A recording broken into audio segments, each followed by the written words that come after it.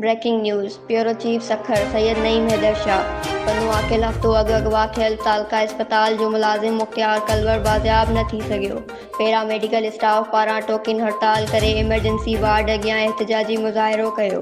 तालका इस्पताल जे मुलाज़िमनि पैरामेडिकल अॻुवाणनि शौकत मलाणो, आशिक हुसैन चाचड़, अब्दुल फताह अब्बासी, शाहनवाज़ काज़ी, डॉक्टर आसिफ शेख जी अॻुवाणी में मुलाज़िमनि इमरजेंसी वार्ड अॻियां एहतजाजी मुज़ाहिरो कयो वियो। पैरामेडिकल यूनियन पारां कयल एहतजाजी मेड़ाके खे पैरामेडिकल यूनियन अॻुवाण शौकत अली मलाणो ख़िताब कंदे चयो त हफ़्तो अॻु तालका इस्पताल जे मुलाज़िम मुख्तियार कलवर खे हथियारबंद अगवा करे विया आहिनि, जंहिंखे बाइजी पुलिस बाज़ियाब न कराए सघी आहे। अॼु तालका इस्पताल जे मुलाज़िमनि टोकिन हड़ताल करे एहतजाजी मुज़ाहिरो कयो आहे।